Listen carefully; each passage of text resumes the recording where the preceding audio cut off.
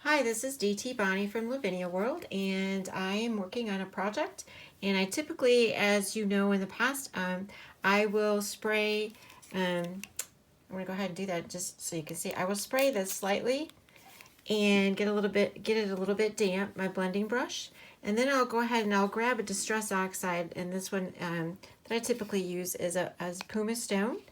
And I just rub this across, and then I'll just pull the color across here just so that I can have a background. Well, today I pulled out a scrap and totally surprised me.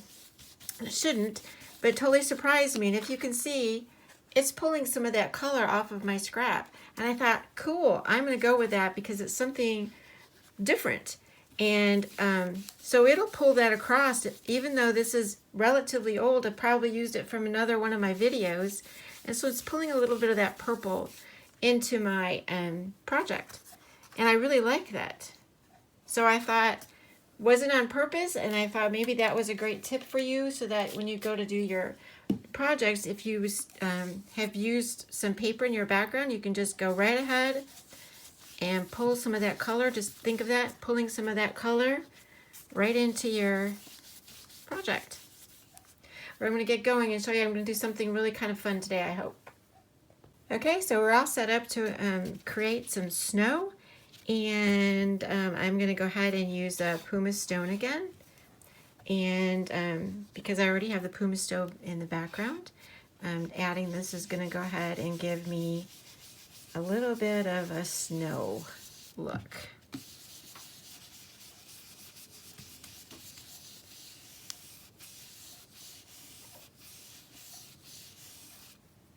Okay, I think it's going to need a little bit darker. Now I know right here in the center, I'm going to be putting a sun. So I'm not going to be really heavy on that because it's going to still, I mean, it's going to blend in, but I have to go over a little bit of it with color. We'll see how that works. Take a peek. Yep. So that's going to look really good for our snow mounds. And then we're going to come back and go down a little bit to the side. And I think I'm going to pull a different one of my torn papers to make that kind of like go to the side. We're going to go like this. You can make all different kinds. I think I'm going to go a little bit more. We can do all different types of torn papers and get our snow look, or you can get mountain looks, but because we're just doing color on color, it gives us more of a snow look. And I try to change it out, so I flip them over. And I try to keep in mind what I'm going to be putting on here also, where it can set. So, I'll do a couple more. This just allows you to set your animals or your figures in different places. Okay, that looks pretty good. And that's what we're going to go for. Now I'm going to set up the sun in the background. Okay, so I decided, like I said, I'm going to put a sun or a moon, depending on how it turns out, in the center here. In order to do that, I was going to have to make a mask. And I was going to have to put this here. And you're going to notice there's a little bit of color here already.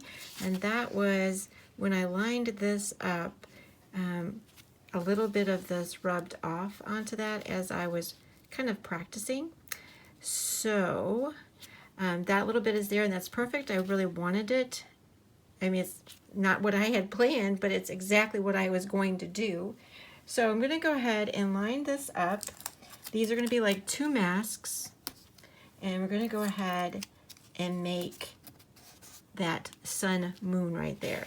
I am going to be using dried marigold to start, and one of the things I discovered is it's really important to have a clean brush.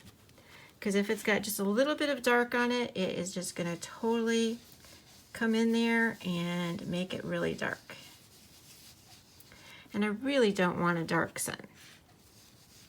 It will also pull this color off of here, like I said before when I was doing it to begin with, at the sides. So I have to also be careful that this is not wet, because it will, and it can still pull the colors slightly even dry. So that really makes a really nice beginning to the sun. And that was, like I told you, dried marigold. The next color I'm going to do is Squeeze Lemonade. It's a little bit brighter, but on top of the gray, it isn't as bright. Still got some brightness to it, but not as bright.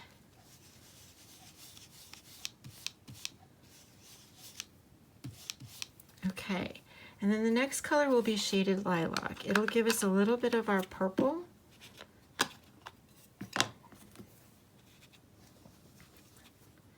At the top.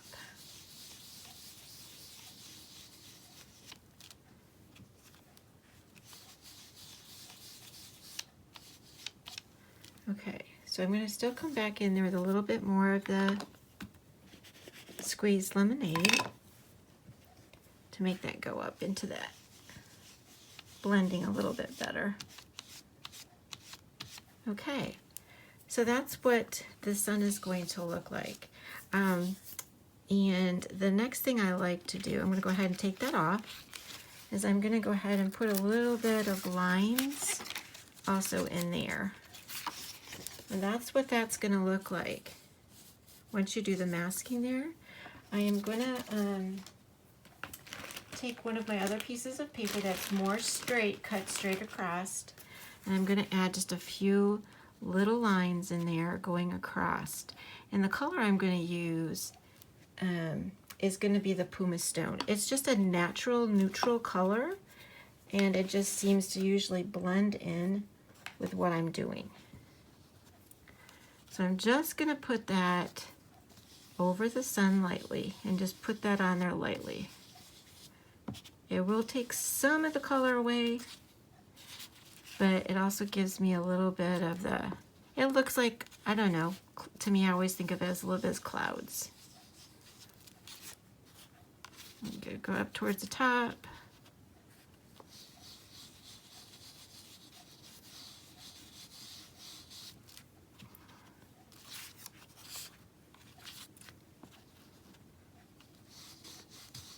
Okay, so the next thing I want to set up will be the background.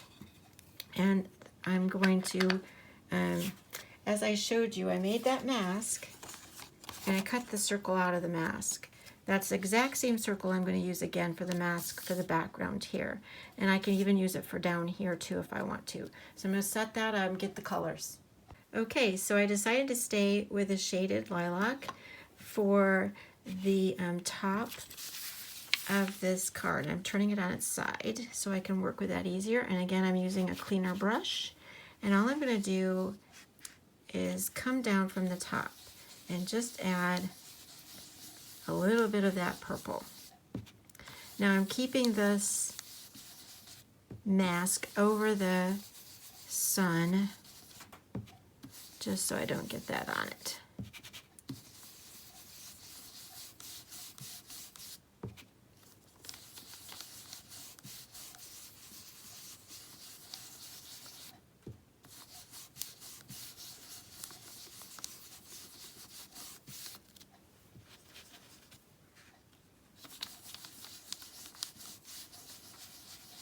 Actually, this purple will be really good to pick up with a wet brush again. Okay, so I've got that, and then what I'm going to do is just, I'm going to go ahead and keep it just like that is with that mask in place, and I'm going to go ahead and use the same one that I had before. And I'm going to go ahead and make it look a little bit more like the clouds using the exact same color, the Shaded Lilac.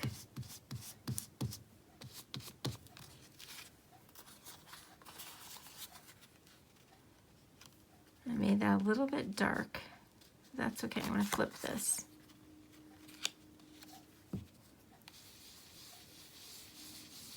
because I can soften that up a little by adding a little bit more of the purple to that.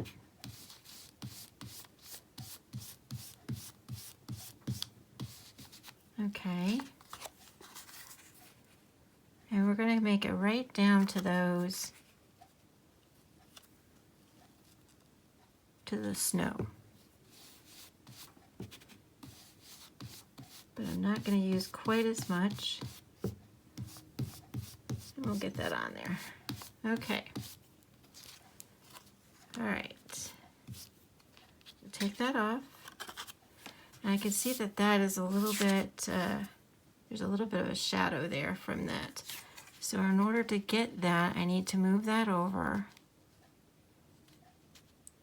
And I need to get this back over here on top. So whenever you do that, just figure out exactly where that was. And come back over and blend that in. There we go, there's that one. Of course, it helps if you keep it in place.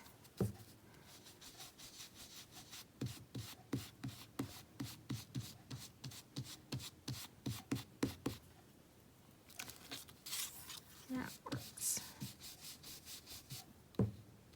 We'll just come back through there and get that.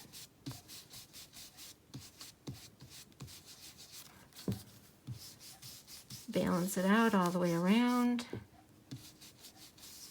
And we also can put some glitter or something there too, so it's not a big deal. It's still giving me a little bit of that highlight now.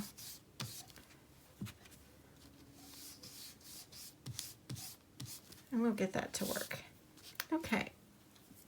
So that's basically how we're going to do the background, and then the rest we're going to go ahead and stamp. Okay, so off camera, I discovered that if you use one of these really thin brushes and you just put a little bit of ink on it and you go in there right at that edge, you can blend that in.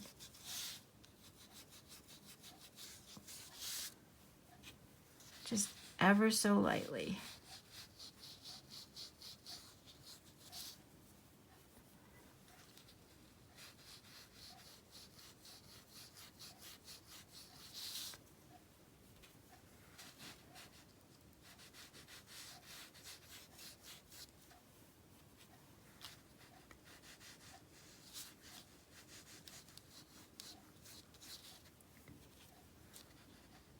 Then I'm going to go ahead and take that bigger one and blend that out even more to come out from that.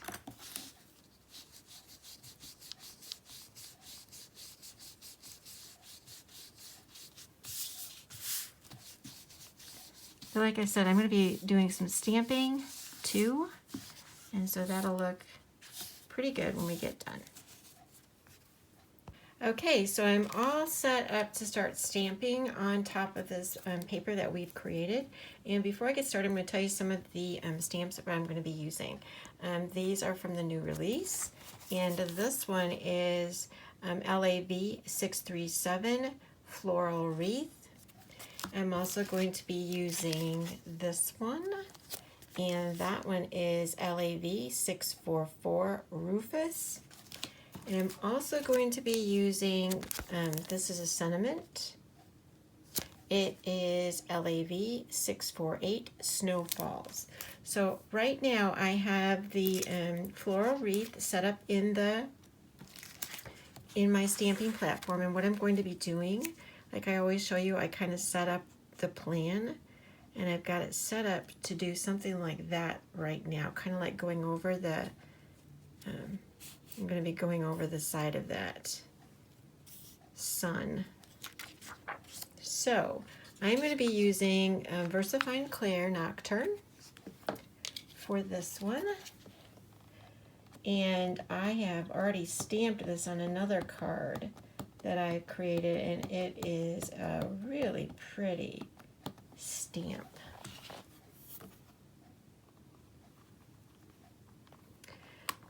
This stamp also comes with two other small pieces. I don't know if you can see this really small piece right there and another small piece.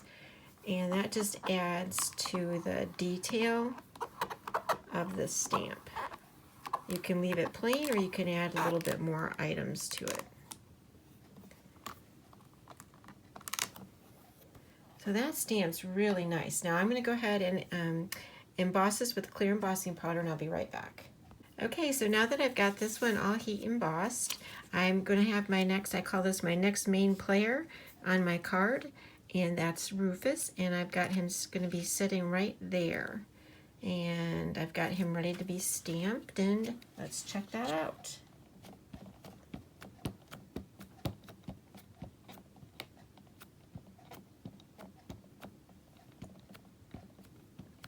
I've noticed that these new stamps have a little bit extra around the actual stamp, and I'm noticing that I need to get some of that off. I might have to trim back some of these stamps so that it doesn't stamp onto. If you can see this part right here, it's a little bit of excess. I think I'm going to come back in and probably cut around to the stamp because I really don't want those shadows on my card. And you say, okay, well, what happens if you end up with those shadows? Well, there's some things that I've done. I'll come back in with a Q-tip really lightly, a little bit damp, and sometimes that will work for me. Sometimes it messes up the paper, it starts to tear it up. So I will then get a stamp that I can use as part of the scene. That's the best thing I can tell you. And you can see what I'm saying. See that little teeny tiny bit right there? That's because there's excess on this stamp. And that stamp will then pick up the ink and put it right on there. So right at the moment, I mean, that's already there. But I'm going to show you, I can't move this, but I can lift this bit up. And I'm going to trim that right off right here on the camera. And you can see there's no reason to have that there other than the fact it picks up. I cut some of that off. It just picks up that ink, and I just don't need that. So I'm going to trim this one here a bit. I'm probably going to end up trimming it more once I take it off, but this will help. Alright, so it needs another stamp. As you can see, it's not thick enough. The ink is not thick enough.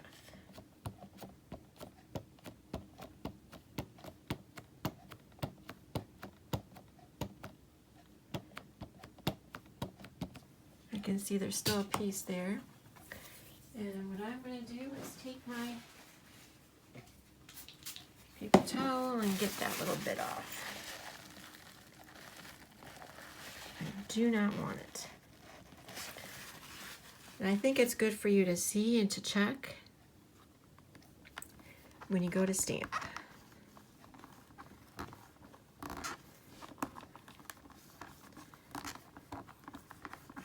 And I hope that, I mean, after you make this beautiful background and you go to stamp and you have a little spot show up, it's like, no.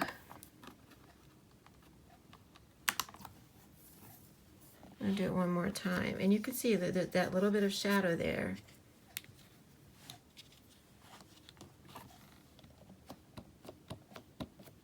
There's no reason to have excess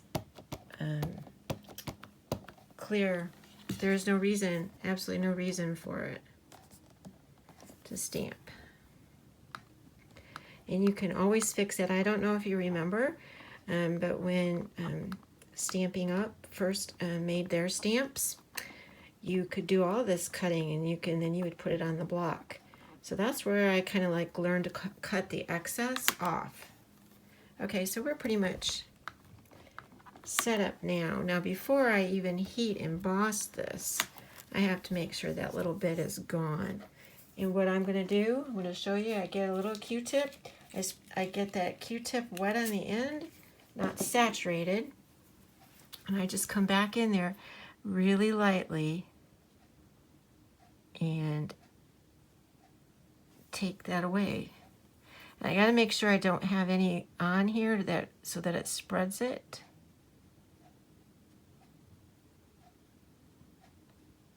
Like I said, it's going to pull up the paper a little bit, but it's better than having that black ink there. And I will be able to come back in there if I need to, even with that Distress Oxide, but it's going to be okay when I get done. So I'm going to go ahead and heat emboss that and be right back. Okay, so I decided with that little itty bitty bit right there that I did take back, I'm going to go ahead and use that one part of the Floral Wreath that's really pretty, this little piece right here. I don't know if you can see it, yeah. That little piece right there, I'm going to line that up and I'm going to put that right there. And I'm using, instead of using the Nocturn, I am using the Morning Mist. So it's going to be a little bit lighter. But the fox is just going to have some of this, some of these around by it. Because it's also going to be in this. So I'm just trying to show you how I'm lining that up. I think I'm just going to line it up so it comes right off the paper. So there we go. So I'm just going to put a little bit there too.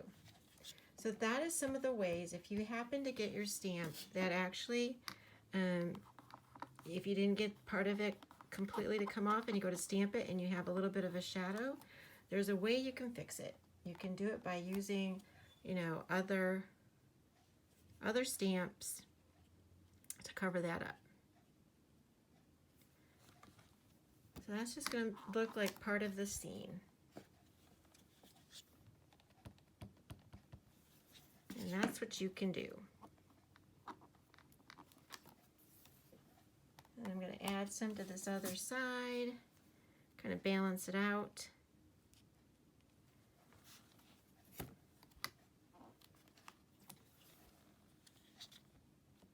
And then I'm going to use this inside of the wreath and it all ties together.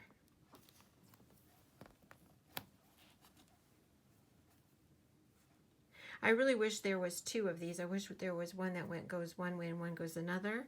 I really think that would be cool. But there's not, so we'll make do.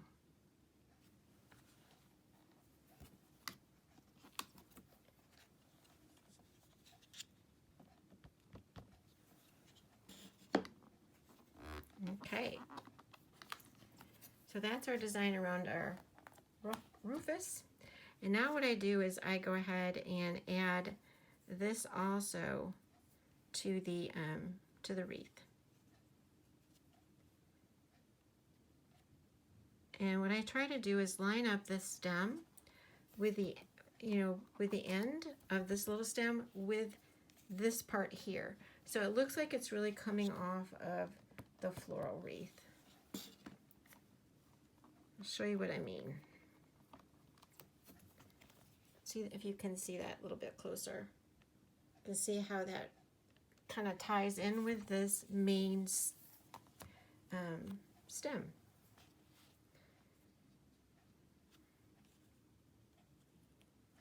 And I really like using the lighter color too.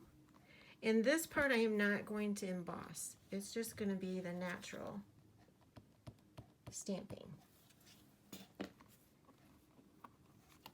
And then we're just going to go up and add these as we go. Like I said, keeping in mind, I'm trying to keep it so that it ties in with a stem.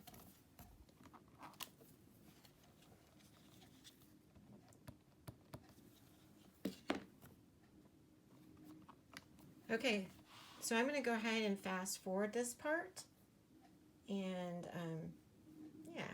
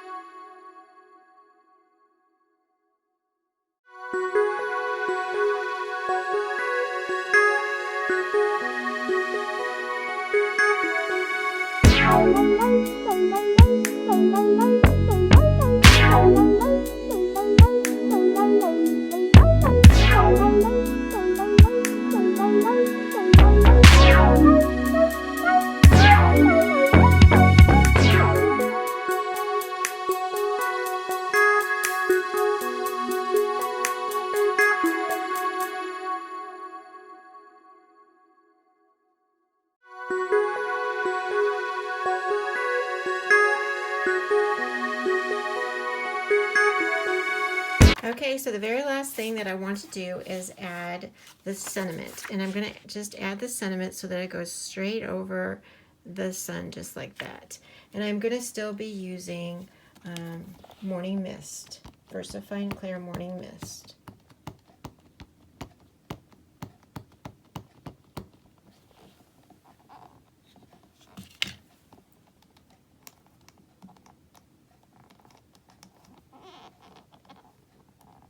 I'm getting some of that excess ink off the edges.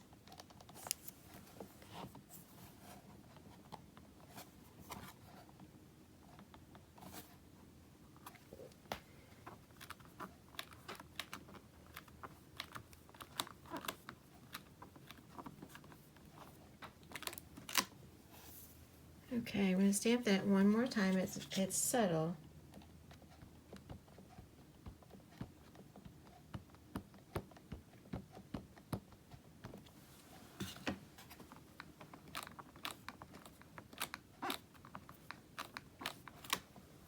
Okay, so that is what it is going to end up looking like, and I'll just show that to you. Take this off and show that to you, so you can see what it looks like up close. So there we are. That's what we end up making with what we were doing. So I'd really like to thank you for stopping by, and hope that you can subscribe if you haven't already, and if you could like this and share it.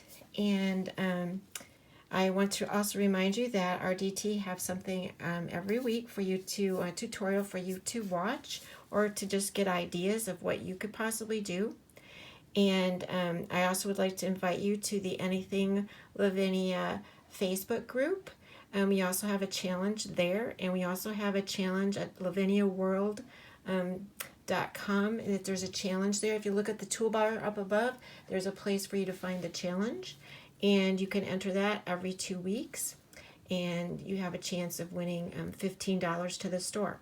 In the description below, I also have that information, and I also have the information for everything that I used on this card. So thanks again for stopping by.